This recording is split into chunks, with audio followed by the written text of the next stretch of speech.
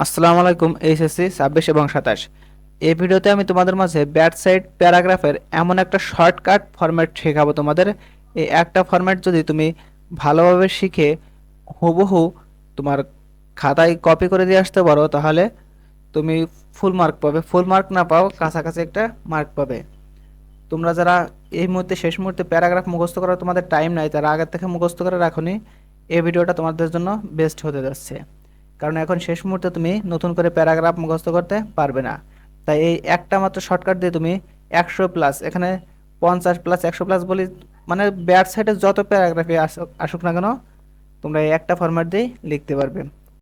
হুবহু এই ফরম্যাটটা কপি করে দেবে। আর যদি 2-1 লাইন পারো, যে বিষয়ে প্যারাগ্রাফ আসছে সে বিষয়ে যদি 2-1 লাইন পারো, সে বিষয়টা প্রথমে লিখে দেবে, তারপরে এই ফরম্যাটটা লিখে দেবে। তাহলে তুমি তোমার প্রত্যাশা অনুযায়ী মার্ক আনতে পারবে।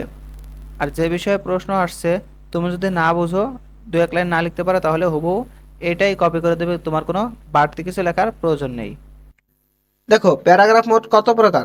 প্যারাগ্রাফ মোট 5 প্রকার: গুড সাইড, ব্যাড সাইড অর্থাৎ ভালো দিক এবং খারাপ দিক; হবি অর্থাৎ তোমার শখ; 4 সায়েন্টিফিক সাইড অর্থাৎ বিজ্ঞান বেস যেগুলো আছে;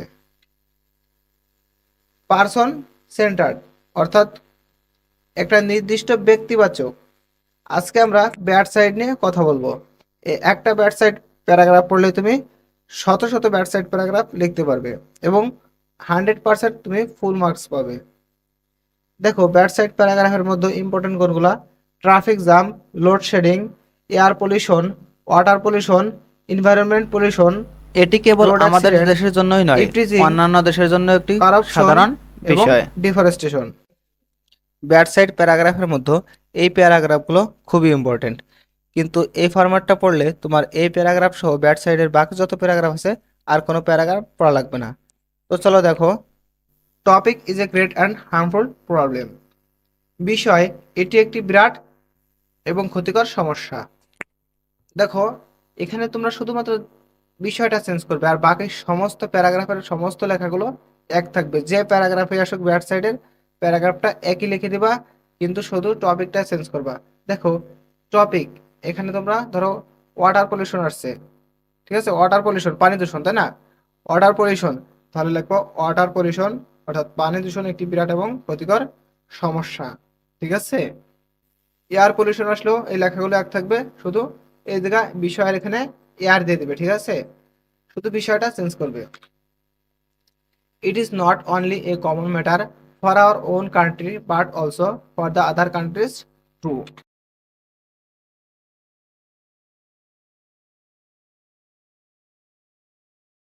মানে এটি আমাদের দেশেই সীমাবদ্ধ নয়, অন্য দেশেও এটা একটা সাধারণ বিষয় হয়ে দাঁড়িয়েছে। Topic, restoring hour social piece and happiness. বিষয় অর্থাৎ এই যে একটু আগে বললাম ওয়াটার পলিউশন বা এয়ার পলিউশন, সাউন্ড পলিউশন, যাই বলো না কেন, বিষয় আমাদের সামাজিক শান্তি ও সুখ নষ্ট করছে। Day by day it is going out of our control which is very alarming.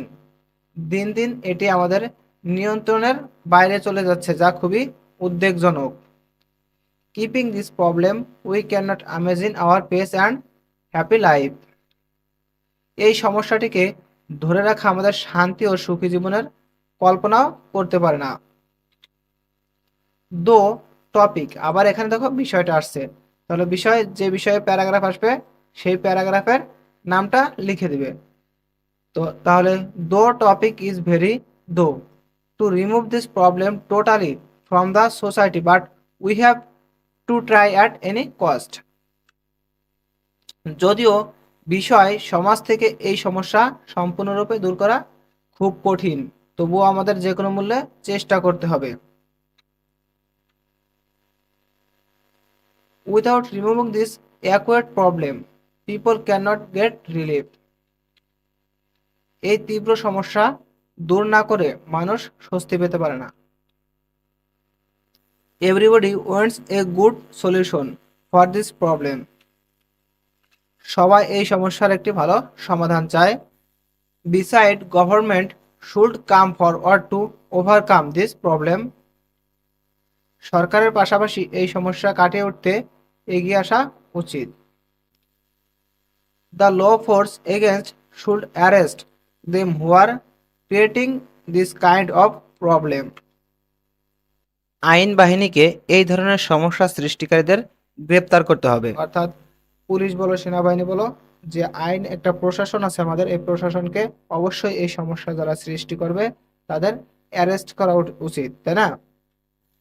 Topic আবারও সে বিষয়টা আসছে, তোমার প্রশ্ন যে বিষয়টা থাকবে সে বিষয়টা দিয়ে দিবে। Is possible to remove by creating public awareness. জনসচেতনতা তৈরির মাধ্যমে বিষয় দূর করা সম্ভব। We should be more active to get a better solution. তাই আরো ভালো সমাধান পেতে আমাদের আরো সক্রিয় হওয়া উচিত। প্রিয় শিক্ষার্থীবৃন্দ, আমাদের এই চ্যানেলে তোমাদের প্রত্যেক দিন পরীক্ষা শেষে এমসিকিউ এর 100% সঠিক সমাধান দেওয়া হয়। তাই অবশ্যই তোমরা আমাদের চ্যানেলটা সাবস্ক্রাইব করে রাখবে এবং তোমাদের যত শর্টকাট আছে ইংরেজিতে একে একে সকল শর্টকাট আপলোড করা হবে, তোমরা প্লেলিস্ট থেকে দেখে নেবে। আল্লাহ হাফেজ।